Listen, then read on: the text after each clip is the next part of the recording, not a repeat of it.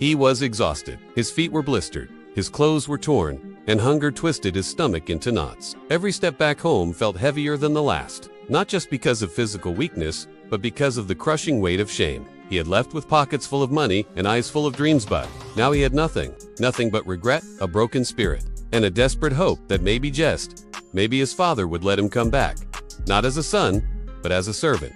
The road home seemed endless. Dust clung to his skin as he rehearsed his speech. "Father, I've sinned against heaven and against you. I'm no longer worthy to be called your son." He would throw himself at his father's feet and beg for a job. Any job. Anything was better than feeding pigs and starving to death in a foreign land. When he left, he was full of pride, demanding his inheritance early as if saying, "I want what's mine, even if it means you're out of the picture." Shockingly, his father gave it to him. No fight, no argument, just a quiet release. And so the son went off into a distant country, away from rules, away from home, away from the father who had loved him since birth. For a while, life was a celebration. The money brought him friends, wild parties, fine clothes, and the illusion of happiness. But when the money dried up, so did the people. One by one, they disappeared. And all that remained was silence, famine, and desperation. The only job he could find was feeding pigs, a disgrace in Jewish culture. Day after day, he watched them eat slop while he sat empty, filthy, and forgotten. It was there, in the stench of failure, that he came to his senses. He remembered his father, not just the home, but the kindness. Even the servants in his father's house were fed and cared for. So he made a decision. He would go back, not as a son, he knew he had forfeited that, but maybe as a worker, he could earn his way into some corner of grace. As he neared home, the sun setting behind the hills, he saw something that stopped him cold. A figure was running toward him. He squinted, unsure. Who would run like that? Then, as the figure came closer, he realized his father was running. Not walking, not waiting, running. In that culture, elderly men never ran. It was undignified. But this father didn't care. His eyes had been fixed on that road every day since the son left. And now that he saw him broken, gaunt, ashamed, he didn't wait for an apology. He ran full speed and threw his arms around him. The son began to speak through tears, reciting the words he had practiced. "Pop, I've sinned against heaven and against you. I'm not worthy." But the father didn't let him finish. He was already calling for a robe, the best one, to cover his son's filth.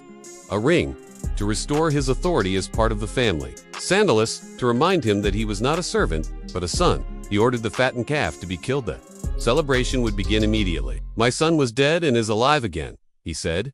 "He was lost and now he's found." Joy exploded through the household. Music rose into the night, and laughter echoed through the walls that had long felt empty. But while the house was alive with dancing, someone stood outside angry, arms folded, face tight with bitterness. The older brother, he had never left. He had obeyed every rule, worked every day, and never received a party. When he heard what was happening, he was furious. "This son of yours," he said, refusing to even call him brother, "wasted your money on reckless living, and now you celebrate him?" The father stepped out of the party and met his older son with the same love. "You are always with me," he said. "Everything I have is yours. But we had to celebrate because your brother was dead and is alive again.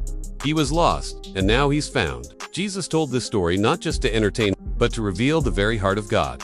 The father in the story is our Heavenly Father who doesn't wait with folded arms and an angry scowl when we fail. He meets us in our shame, covers us in mercy, and restores us before we can even finish our confession. This story is about more than rebellion, it's about redemption. More than a folded S, about a Father S, grace that never stops looking down the road, hoping to see his child coming home. And many of us, like that prodigal son, have wandered. We've chased pleasure, ignored wisdom, and tried to live life on our own terms, only to find ourselves empty and broken. We've wondered if we've gone too far, if we've messed up too bad, if God has finally given up on us. But the truth is, if you can still turn around, you're not too far gone. God is not waiting with punishment, He's waiting with arms wide open. You don't have to earn your way back. You don't have to clean yourself up first.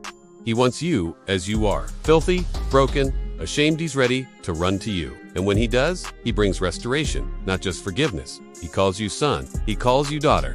He celebrates your return, because in His eyes, you were never disowned. You were always loved. So if you're walking that road right now, unsure if there's a place for you in His house, listen closely. There is, and He's not just waiting. He's already running. Back home is not just a place, it's a person. It's the Father who ran to forgive.